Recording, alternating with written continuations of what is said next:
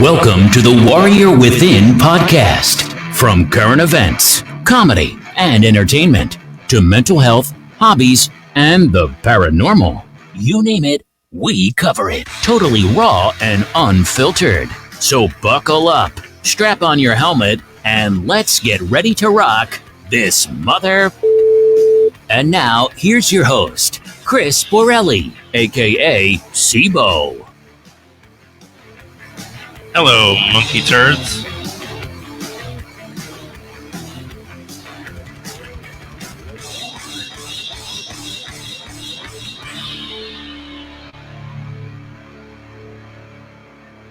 Hello, everybody.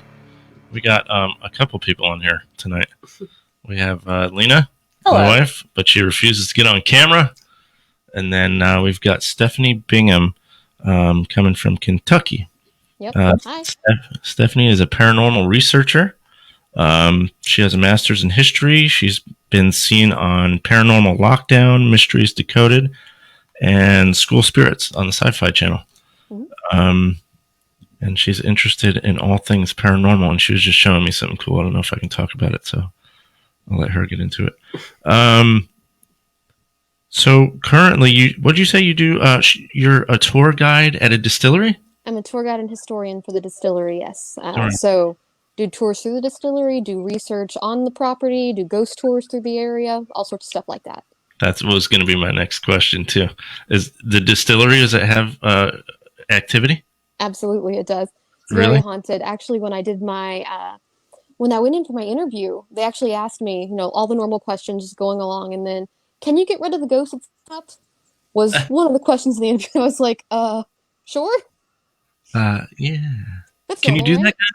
Do you do some of that? Do you help guide spirits? That's awesome. That's really cool. Sometimes guide's a good word, sometimes removal's a better word. It just depends on the ghost. Yeah.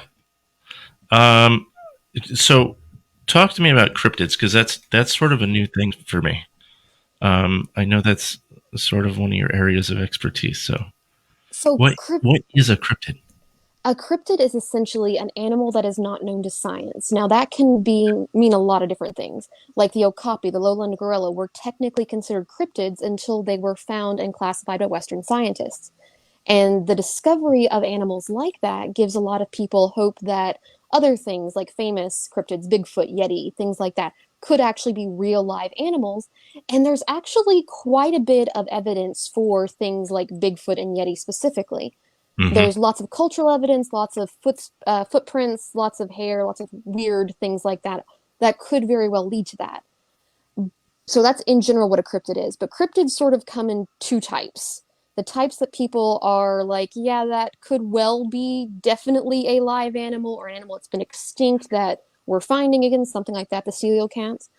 Yep. And then you have the cryptids that are a little wilder.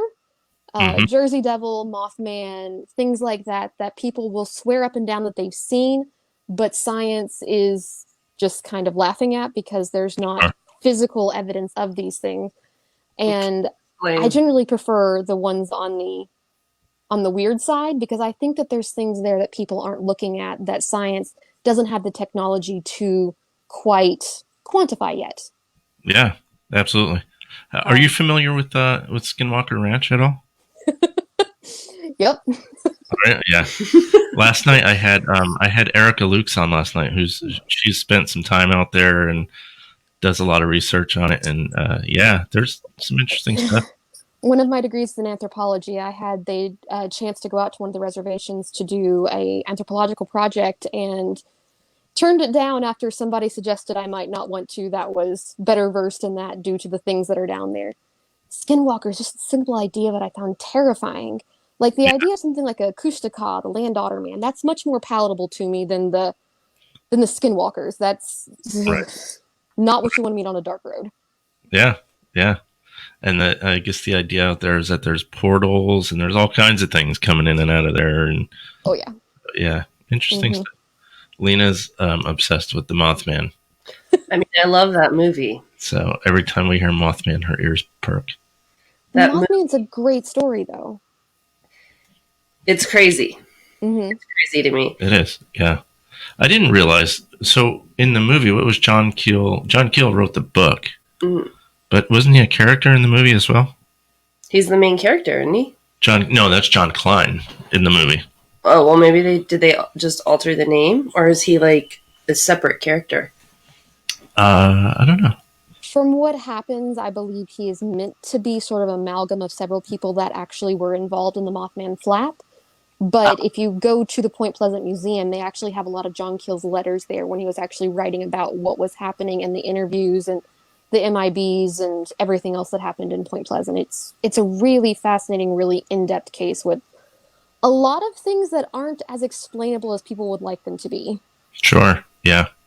Is that has anything occurred out there since that whole flap, or did it all stop? Depends on who you ask. There are people that report not necessarily Mothman sightings, but sightings of strange objects in the sky, lots of hauntings, lots of things that you expect to occur in that sort of flap area where things are going crazy. You get a lot of weird things in a very compact area. And there's still been sightings of MIBs and things like that out there as well. But there's been dozens of Mothman sightings in the last year or so in the Chicagoland area. Really? Mm-hmm. It's kind of the idea that he might be a harbinger of doom or something like that. Some people like to go that route with him. I'm not sure if I fall into that camp or not, but there's been a lot of sightings in Chicago of Mothman. Really? Oh my God. Because the movie totally makes him out. You just got. Well, no, because the movie makes him out to be like this. Almost like not an angel of mercy, but like, I don't know, like he comes almost as a warning, you know? Like even if he's like sprung from death, he's still like, I guess I see some sort of redeeming quality there, because I mean, he always appears before something happens. So now what the hell's going to happen in Chicago? Right? Who knows? So, fun fact, I've been to Point Pleasant many times, and there's lots of oddities that happen there. There was the whole issue with Chief Cornstalk being murdered there and a supposed curse being placed on the area. But one of the things I do, just in general, I'm a medium. I can transfer and feel and see and talk to things that aren't as physical as other things. One of the things in Point Pleasant that I noticed, there's a sentient spirit there that's not entirely human, which I kind of associate with the Mothman phenomena, but it doesn't have a physical form that I could find. But it was this overwhelming sadness. Just, what did they do to me? What am I? Just this sort of, and that was the sentiment very much with it, was what did they do to me? And I'm not quite sure where to pin that or who the they are or anything, but it was very, very set on that, just this overwhelming sadness and what did they do to me? And in the igloos, you get this crazy, like the actual igloos out in the TNT area. If you've ever been in the woods and you go out there and all the sound stops around you, I've been reading too much Missing 411 recently, but generally before that, you hear that and you're like, oh, there's a predator nearby. And the last couple of times I've been out there, it did that, where everything stopped and it was just quiet. There's no bugs. And I always go in the summer because I'm stupid. But, you go out there. It is what it is. It's hot and it's gross, but that's when you go. And all the bugs and everything stop, and you can feel the energy around you change. But I've yet to see what's there. It's a very odd, very eerie place. So creepy. Yeah, it's super creepy. It's a great place to go on a trip, but not where you'd want to stay long term, I don't think. That sounds awesome to me. That's the thing. I think I only have the balls to like just drive through. Like, I don't know. No. If you're going, you gotta stay at the haunted hotel in town, the Low Hotel. Oh, is there? There's one. Right downtown. It's the haunted Low Hotel, so you can actually stay in the haunted hotel, look for Mothman, and then come back to see the ghost in your room at night. It's great. Oh, that's fantastic. She's like, well, then what if you bring the ghost home? Like, that's my fear. Like, Chris and I have had an experience with a ghost in our house, and so like, and I know that they can like attach to people, not like property, and so it's like, when people are like, oh, come stay like in the mental asylum or something, I'm like, look, man, I've already had a ghost. I don't know that I need to like pick up another one, and that's my fear, is that it's gonna like decide it likes us and like come to live with us, dude. Yeah, like. And then it's not fun anymore. So I'm the wrong person to ask about that because I collect them. I have several that end up at my house. I'll go to antique stores and specifically look for objects that have spirits attached to them because better they come home with me than go home with somebody that doesn't want them, you know? But even if one does follow you home, you're alive, you're in your body. You can kick them out if you want to, but they're generally not as bad as they seem. Right. Generally. It's just something you don't understand. Yeah. But they're not. Yeah. I mean, it depends. Like, I definitely feel like family can come back and whatever, sure. you know, and then obviously it's like a comforting presence. But, you know, when you're going to a haunted place, you don't know necessarily what you're messing with, but like it's different for you because you're a professional, like you're trained, you know how to handle it. But like me and Chris, we'd be the bumbling idiots that would like go in there and like be scared, go running, like end up having a demon attached to us that like completely like destroys our life. Like, I'm good. We've seen so many of these movies. Like, I'm okay leaving it like on the TV screen. Yeah. Demons luckily happen very, very rarely, but there is always that occasional chance. Have you ever had experience with any like poltergeist activity? I specialize in inhuman spirits. Yeah. So I get lots of traditional poltergeist activities, items moving, sounds, doors opening. I've been bitten, I've been scratched, I've been pushed, different times, different locations, yeah. But none of those are the sort of ideal poltergeist because they're not caused by the psychic energy of a teenage child. But as poltergeist, meaning noisy ghost, yeah, I've got one that lives with me. Yeah. Wow, that's crazy. That's interesting. I love this stuff, man. If it's a good spirit, then it's great. You know, just as long as you don't get the wrong one. Exactly. And my whole thing with ghosts, specifically in my house, is they have to follow the house rules. You can't come into the bedroom. You can't bother me if I'm doing something. You can't touch me. And you cannot mess with my cat. That is the unbreakable rule. If you mess with the cat, you're out. That's actually a good point. Like the cat, how's the cat? We were talking before we went live about how her cat is like a little person, like completely. How does your cat do with having like that kind of energy? So I specifically picked her out because she's a Siamese cat, and Siamese were originally bred with the idea of keeping evil spirits out of Buddhist temples. Oh, they are predisposed to seeing dead people, and cats are already predisposed to see dead people. So it was a higher chance that she could. So I got her specifically for that reason. So when I lived alone, I could have confirmation that I'm seeing something and she's reacting to it too. Just makes you feel a little bit better about it. Yeah. But in general, she does very good with it. There's some there that will like to play with her, and she chases them and things like that. So she's always been around it. So she's very acclimatized to what's happening around us. Yeah. Wow, that's pretty awesome. It sounds like built-in entertainment for you. Honestly. Yeah, right? Yes. Yes. Yeah. Who needs television, right? Yeah. You're never alone. So tell me about Paranormal Lockdown. So you go, how is it one episode you were on, or you did a few? One episode of Paranormal Lockdown with them. Okay. They actually came out to Jim Beam Distillery. And I sort of had the keys to the place, so I took them around. The distillery you work at the Beam? Oh, that's cool. I took them around to the most haunted places on property, one of the old buildings on campus. We had 2 warehouses that are very, very haunted with very different spirits in them. And we locked them in and let them sleep inside the warehouses and all sorts of stuff like that. So they had booze and booze. It was very... very interesting. They found a lot of really interesting stuff there. Katrina believes she saw a manifesting sort of shadow figure in one of the warehouses. They all smelled things that should not be there. Lots of sounds, lots of pictures, lots of evidence on the... they had these little meters that when you touch them, they go off, but they were attaching them to glassware. They had that going off. And they got a lot of EVPs in the locations as well. And it was really, really fascinating to see what was going to come out and play with them while they were on campus. Yeah, that's incredible. Katrina, is that Katrina? Was she on Paranormal State? Is that the same? She's on Paranormal State, and she's currently on Portals to Hell. Yeah. Okay. Yeah, I remember her. Yeah, absolutely. Actually, I wanted to reach out to her and try to get her on here too. So tell me about some of your own experiences. You've had obviously many because you have some that live with you. So I do. I think the one that people generally like the most, like hearing about anyways, the most happened to me when I was in college. hmm I ended up with a roommate who was also psychic. So two psychics in the oldest building on campus that's haunted. It led nice. for it was a weird time and very hard to study for finals always. Yeah.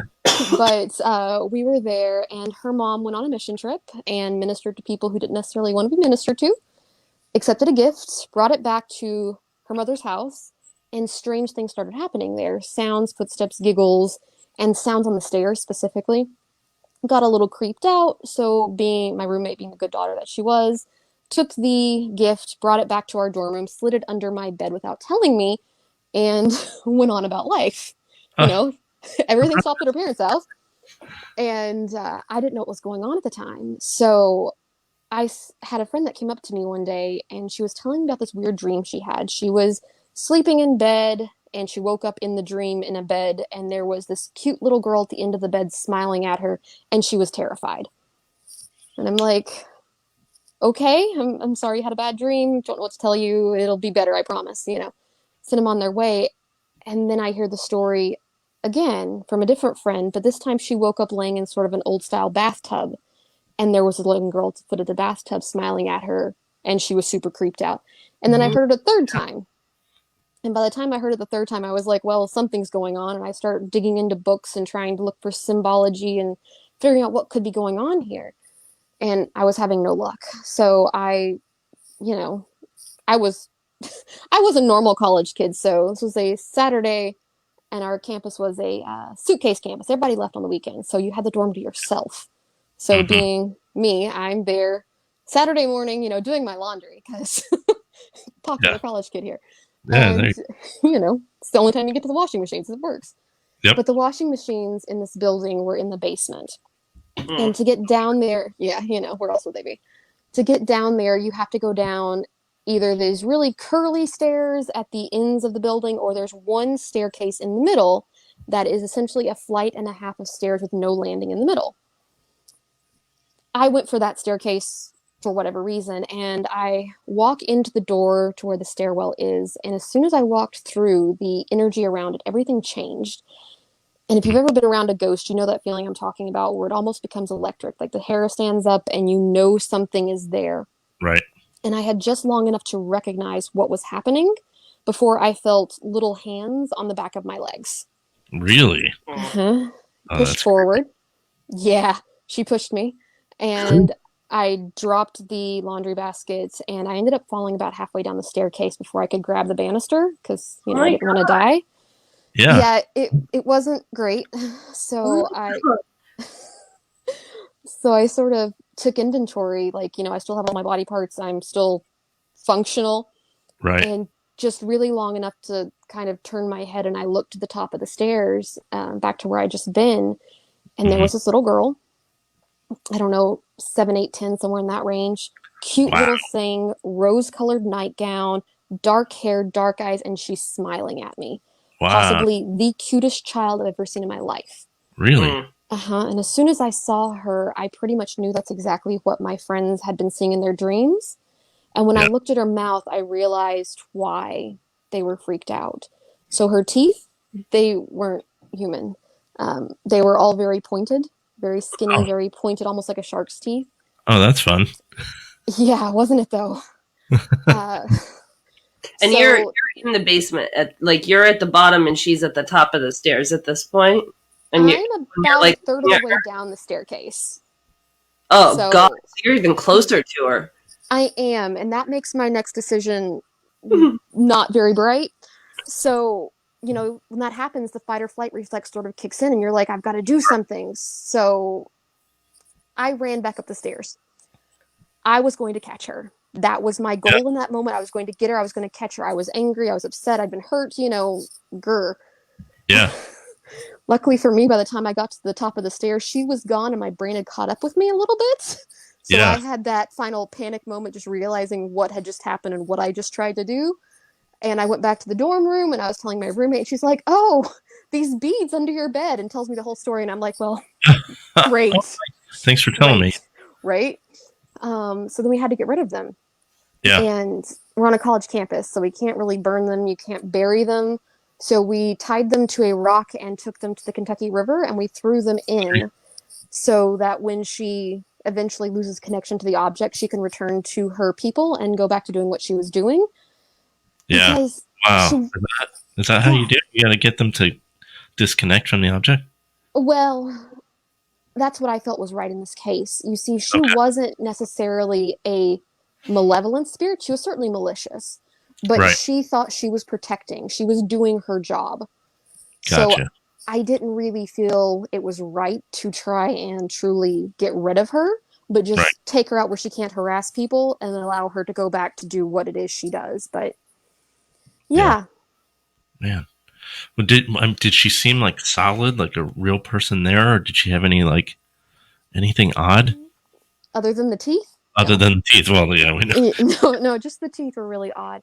Wow. No, she looked completely solid. And some ghosts are very good at doing that, making themselves appear to be solid. Look like just like people. When I was younger, I would get fooled by them quite a lot. But as I got older, I was better at telling apart the living and the dead. But she looked like a person. Wow. Yeah, I hear so many stories about seeing more like shadow people and that kind of thing. So it's rare, I think, to hear of seeing a fully solid apparition. Exactly. Yeah. And in my experience, you're more often to see that with an inhuman spirit because they are a little more adept at feeding, a little bit more adept at collecting energy that's needed for that manifestation, because it does take a lot of energy to do that. Right. That's incredible. I can tell you I'd never do laundry again. And to be fair, that wasn't even the creepiest thing that happened down in the basement. Like, that's the big dramatic thing that people always like the story. But there was one time that I was down there in the actual, not the washroom, but the drying room. And I heard something growl and just not expecting it. And I bolted. Like, like that scared me more than being pushed down the stairs. But just, that place is wild. Yeah. Hey, what school is that? Eastern Kentucky University. I've got to go there. We got to go do it. Let's go check it out. That's insane. Absolutely insane. So creepy. Yeah, it was made for interesting college experiences. Yeah. So how do you know when you contact something, how do you know when you're speaking to a ghost versus a demon versus, whatever? So, full disclosure, I've never met anything I would say is a demon. I've never met anything that identified as it or that I thought was truly fitting of that definition. But I've met lots of things that weren't people, never were people. But specifically when I'm contacting them, they feel different.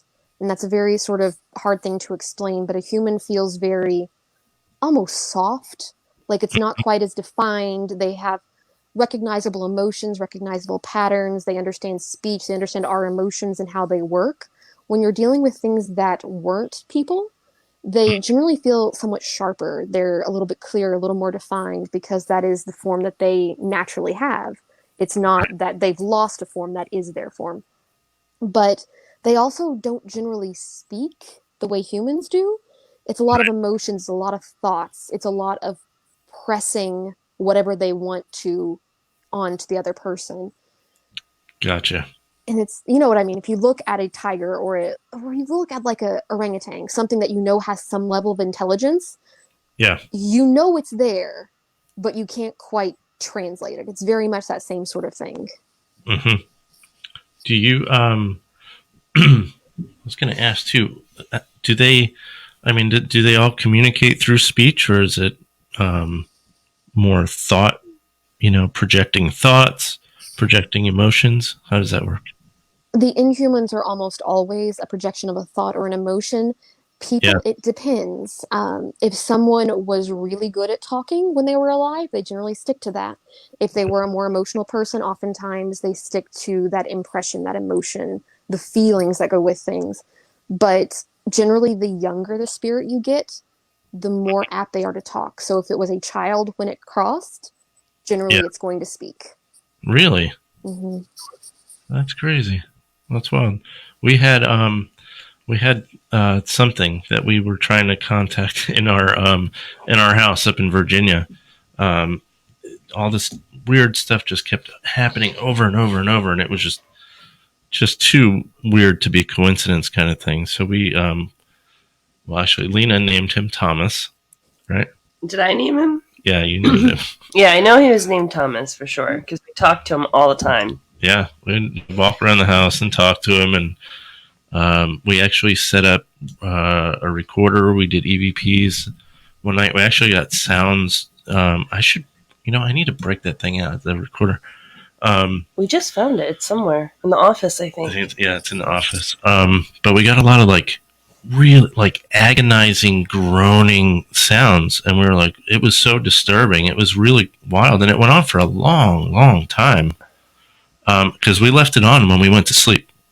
We left it on. We did too. So we did, because the other thing is that we would hear footsteps up and down the stairs all the time. We'd see shadows crossing in front of doorways and stuff. And so we were like, all right, we need to see what's going. Well, then there was one night where he came into the bedroom and scared the dogs. Scared the dog. Yeah, dogs went crazy. Yeah.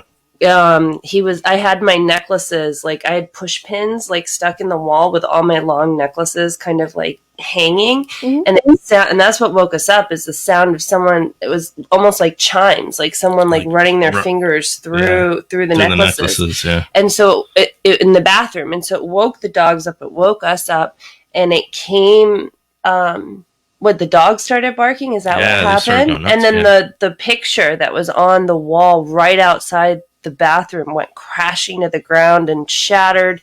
Yep. And the dogs went nuts, and they were barking down the hall, fixated on something. Yeah. But that was the only night that we'd left our bedroom door open. Yeah. So we were freaked out enough that we were like, all right, we got to see what the hell's going on. So we did a laptop upstairs. Yep, we set up cameras. Facing down the hallway. Did we ever even watch all of it? We never did watch the cameras. So we have no idea what's there.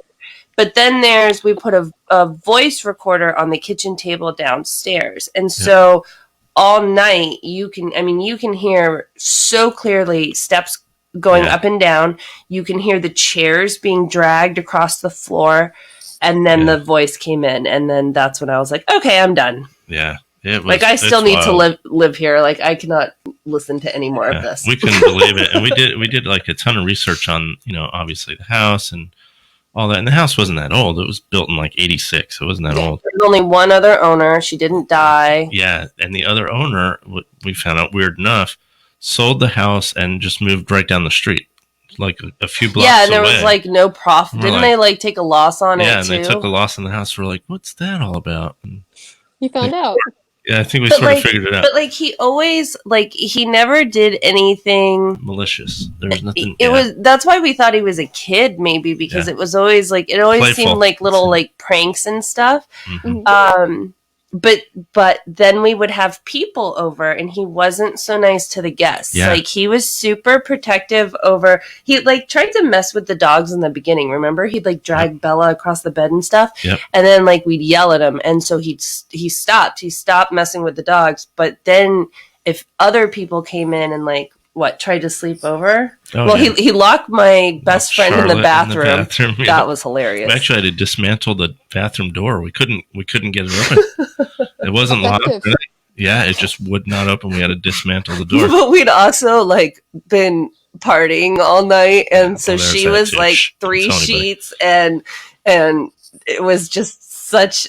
Oh my God. It was comedy. We were all dying laughing. We couldn't believe it. It was still the best thing ever. But then wasn't it that same night that our friend slept upstaiers? It was a different night. It was a different night? Yeah. He woke up with a bite mark on his foot. On his foot, around his his heel. He was like, actual what teeth marks. What kind of hospitality is this? I'm never coming back. Yeah. Yep. Locked my son out when he was outside. Yep. Yeah. He went outside to check the mailbox. He just went to the curb to check the house number. Yeah. And when he tried to get back in, the house was locked, but not just locked, it like the deadbolts were shut. Yeah, really wild. So the ghost did not like guests. No, it was a good security system. He was very protective, but that's the thing. Like, we figured out that if we talked to him, because I mean, obviously, like, him messing with the dogs was a no-go, and so, you know, we kind of like put an end to that early just by like, and you know, you feel dumb like just talking to air, but we did take. There was one picture. Remember, we took the fireplace, and there was like this super weird shadow that like. Yeah. What happened to that photo? We got to find that photo. But you can see the shadow. And what was it? There was something about the piping and the bricks that you like. Yeah, you could tell that it was. So in the photo, there's a shadow like in front of the bricks of the fireplace. But you could tell that it wasn't a shadow. Like, you couldn't see the lines in the bricks behind it. So it was like a solid black thing. Mm-hmm. There. So at first we're like, whoa, where'd that shadow come from? Like it remember, it looked like it had some double horns too, and we're like, what the hell is that? Yeah. But yeah, the closer you looked at the photo, you could see that this isn't a shadow. This is a solid object. What the hell is it? Mm-hmm. So, I don't know whatever happened to that photo. But then we ended up, well, it was kind of, I guess we kind of screwed Thomas, because in the end we didn't take care of him, because we both were working full time, and then we had like a side business that was more like a little hobby thing. But then that kind of exploded into a business, and we ended up having to move. But we moved before we kind of sold our house. And so remember, then the pipe burst and the house flooded, and they ended up like redoing the whole house. So I don't know what happened to Thomas, poor guy. You think he's still there? Who knows? I mean, he definitely didn't follow us. Yeah. But remember, Tanya and Bo were staying there repairing the house, and they were freaked out by stuff that they were hearing and seeing. Yeah. We weren't there. They were staying for us. It was after it flooded. They were helping us do some of the like initial whatever, and they went out there without us with the whatever the hell the thing is that sucks up the water, and they were there for hours. And I mean, it was an empty, abandoned house at that point, you know. So it wasn't like it's like, you know, made cozy by like decorations and whatever. No, dude, it was like, even when we went back, I was like, dude, I don't miss this house. Bo said that like what freaked him out the most, because I heard a bunch of stuff, is that I'm so glad you remember all this stuff. Oh yeah, I remember this too. I don't remember. He said that he coughed, and he heard something mimic his cough in the basement. Yeah. So he was going to go check it out, and he said the basement door shut on him, and that was it. He left the house. He never went back to the house. That was the last time he was over there. Yeah. So it was really wild. There was like a lot of pranky stuff that was going on in that house. I forgot what it was like to live with a ghost.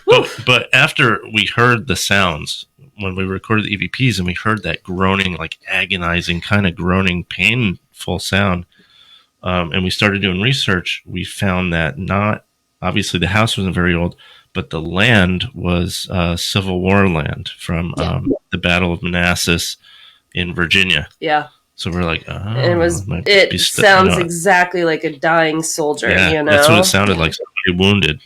It was and so, you know what? It probably is a fucking kid. It probably is like a teen who, you know, because how young were these like soldiers that they sent to go fight back in the day? They didn't have these like 18 and up rules, did they? I don't think so.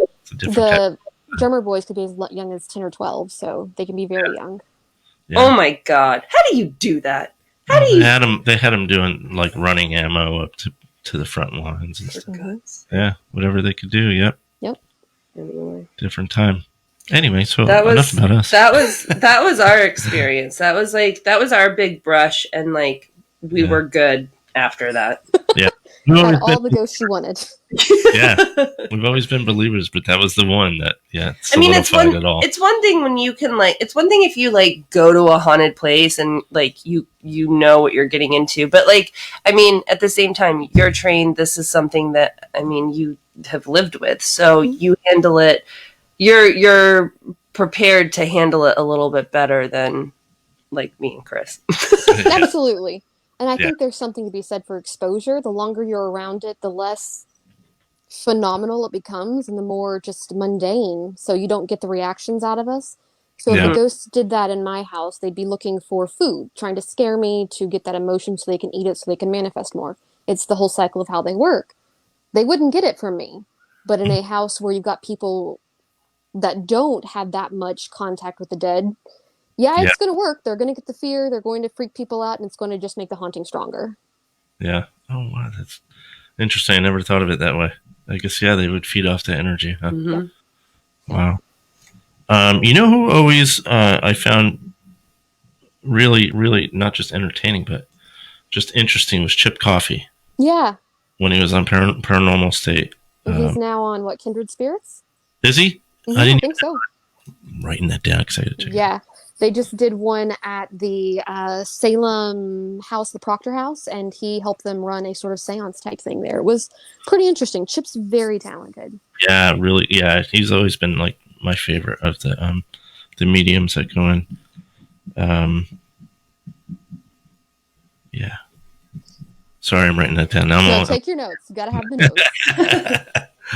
But yeah, so you've done seances too? You've done that kind of thing? Yeah. So in grad school, I actually studied the spiritualist movement. So I was looking at the mediums and how they talk to the dead and the different methods and things like that. And I had a professor that flat out told me that seances don't happen anymore. Nobody actually does seances. Mm-hmm. So to prove him wrong, I held one myself. Yeah. just to spite him. And then I called up one of my friends that actually worked on some of the shows and things like that, and was like, so can you give me a time that you've run a seance at an event or something that I can cite in my master's thesis? And she was like, yep, here you go. No kidding. And you did that in your thesis? Yeah. Mm-hmm. That's awesome. That's really cool. Yep. Getting paranormal topics through an academic thesis committee is fun. I was just going to say, I'm sure they gave you hell for that. Yeah. Well, they tried, but if you get your research in order and if you actually go through the process, they have no choice but to accept it. It's just kind of grudging. Yeah. Yeah. Oh, that's funny. So do you do seances regularly, or is it something that you do them a couple of times a year, generally speaking? The seances generally are more for the other people around than for me. Sure. If I want to talk to them, I'll just do it that way, my normal way. Yeah. But if there's other people that need to ask questions, get answers, things like that, a seance or a sort of channeling session really is easier. Mm-hmm. So technically speaking, I'm a medium, but the definition of a medium is someone that allows their body to become a medium for something else to speak through, work through, write through, whatever it happens to be. Right. I don't share well. Just me. That's all I'm going to do. So I don't generally do the sort of transpossessions, things like that, but something more akin to a channeling where it's less of a possession sort of style things and more of a very loose version of that, or I'm repeating exactly what they're saying. Gotcha. And yeah. How do you learn to become a medium? How does it happen? I saw my first ghost when I was about 1.5 years old. So for me, it wasn't so much learning how to become, but how to function as a normal human. Wow, no kidding. With the odd stuff as well, yeah. Yeah, I want that gift. I've always wanted that. I want to be able to communicate with the other side kind of thing. Most people can get it to an extent. Would it be a solid seeing of dead people? Possibly. But generally, most people can get to the fact where they can feel them and they can get basic answers through those feelings if you start learning what the energy feels like and things like that. But everybody has it to some extent. Like, when you walk into a room and there's been an argument and you can feel it. Yeah. It's the same thing. Yeah. So is there a way to train to develop those I don't know how to what you would even call, I don't want to say skills. I guess it's skills, but it's a quirk. It's a thing. It's psychic awareness is what it basically is. There's lots of books on it, but the one thing that when I'm working with someone that you always start with is getting them to a place where they can feel where they are, where their energy is, and where other things start. Because when you can learn to identify what is yours, you can get better at identifying what is external. Because a lot of times people have those feelings and they're like, I'm just imagining things. Yeah. A lot of times when you're brushing aside, oh, I get this creepy feeling somebody's watching me, but I know I'm alone, so I'm imagining it. Yeah. Generally, you're not. And it's learning to feel what is external and what is real. A lot of people have abilities when they're sleeping. They can see things or know things or see events or people or things in their dreams. It's a very common skill. And the easiest way to go about something like that is to journal it, write it down and write it down in ink. And by doing that, you can go back and say, yes, I saw that I was going to see George walking into a pizza place. I saw that 3 months ago. I wrote it down right here and I have it in ink. So it's not been changed. So that's a very common way. But once you start figuring out where your sort of talents lie, be it in feeling those feelings or having those dreams, you can start focusing on that. Because everybody has sort of a weird cocktail of abilities. Like you've got empathy and you've got psychic abilities that are more common, like either seeing the future or being able to talk to ghosts, things like that. And you get like weird amounts of each one. So everybody's got a weird, different sort of setup. Yeah. Would like to play with that. It's always fun. Lena, you want to do that? You want to try to develop our psychic abilities? I'm tired, man. It just sounds too much. I'm like, that's the thing is like, that's got it. You have to be like, well, you know what? I'm so tired right now that like, I can't even think about it, but it's like, that's something that you need to be like well rested and like good energy and just. Yeah. Does help. Yeah. Sure. Have you ever had an event that just absolutely terrified you? Yes. Tell me about it. So the one that scared me the most, hands down, happened when I was in high school. Mm-hmm. I was laying in my bed. I was reading a book. It was at night, but I wasn't asleep. And I felt a ghost come into the room. Completely normal for my experience of things. I have one particular ghost that will always come in at night, and he'll sit and he'll talk. It was the first ghost I ever saw. He keeps coming back. Just very normal. So this happened, and nothing odd. Cool. But I'm not feeling super social, so moody teenager, go away. I don't want to talk to you, basically. Yeah. And I felt something sit on the bed next to me. Again, not super odd, not super common, but not super odd. Just still go away. And the next thing I know, he lays down next to me and wraps his arm around me. And I was out of that bed so quick. Yeah. That was the time that I was just like, nope, too far. I went and sat in the bathtub because if it sits down here, you can't feel it. Makes it better. Yeah. It's just that panic logic. But that was the time that I was just like, yeah. It was overwrought, essentially. It was weird. And I know who the ghost was. And looking back, I know what he was trying to do. And he wasn't trying to be weird, wasn't trying to be creepy. He was trying to comfort me. And I was just took the wrong way to do it. But that's the one that sticks out to me, is just like super terrifying. Yeah. Wow. I'm good, but as soon as something touches me, it's over. Yeah. I haven't had that happen, but I can imagine that would be my tipping point as well. Yeah. Yeah. Don't touch me, please. Yeah, it's just weird. It's super weird. Yeah.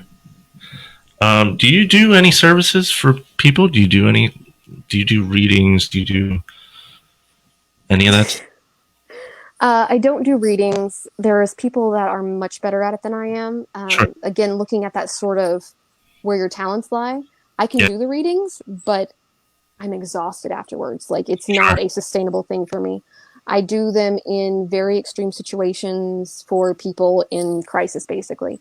The general service that I'm offering a service, it is generally if somebody has a inhuman spirit in their house or a ghost in their house causing trouble, I will help them broker a peace with it or learn how to do that.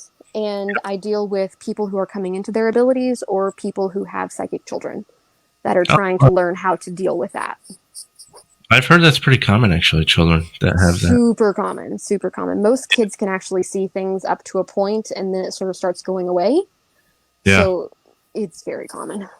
I wonder why that is. I wonder if it has something to do with brain development as because I know adults, we sort of lose percentage of the brain that we use as we age. So I wonder if that has anything to do with it. It might, and it might be something about them being closer to the veil, literally having just been born, especially the young children, being more akin to what they were experiencing before or something like that. There's lots of theories. I'm not sure any of them fully explain it. Yeah. Wow, that's wild. So do you travel to do these things? Oh, yeah. I travel to do lots of conventions. I travel to do shows. I travel to do research. Lots of places, lots of reasons, lots of dead things. Yeah, that's awesome, man. Wow. That's really cool. Man. Never gets boring. No. There's always some new adventure to embark upon. You get the weird emails saying, I saw X, Y, and Z, and you're like, yeah, that sounds like fun. Yeah. Yeah. Do you have anything coming up as far as convention shows, any of that stuff? Unfortunately, coronavirus did take out all my shows for last year and has taken out the only show that I was going to do this year, but everything's been moving back, so hopefully that will change shortly, but as of right now, still not much going on. Yeah. I always forget. I don't know how I forget about that, but I do. Yeah. So, right on. Well, I don't want to keep you all night. I want to thank you so much for your time. Thank you for having me. I want to give you the floor and let you plug any. I don't know if you have a blog site or anything that a way that people can contact you if they have something creepy crawly going through their house. Absolutely. If anybody wants to get a hold of me, easiest way to do it is my Instagram. I check that constantly if you have any weird things, psychic kids, any issues like that. And that's Adamarna Marie, which is AMARNAMARIE. And I have some things that are working on coming out, but nothing that I have a solid date for. But when those dates are given to me, that'll all be up on my Instagram as well. So all those projects. Yeah, we'll bug you and we'll have you back on here too. Sounds good. Yeah, you're a joy. Yeah, I feel like we just kind of scratched the surface of all the stories and experiences. Oh, we're gonna get into some other stuff, but yeah, I'm definitely gonna have you on again you have soon. To share. I want to get. There's gonna be some weird stuff here shortly, I think. Yeah. Oh. I want to get into Hellier. I want to get into the interesting thing you showed me when we got on. So yeah, that's a whole other rabbit hole, and that'll end up being another hour at least. So awesome! Thank you so much, Stephanie. Everybody, this is Stephanie Bingham. She's awesome. She will be back. She doesn't know it, but she will. Stephanie, you're great. Thank you so much for having me. You guys were really fun to talk to. Yeah, absolutely. And everybody else, thanks for watching. Thanks for hanging out. And this will be available on iTunes and all the major podcast outlets. And Stephanie, I'll shoot you links for all that too. Sounds good. All righty. Thank you guys. I'm going to do the outro and we are out of here. You've been listening to the Warrior Within podcast. We'll see you next time. If you've got the to return.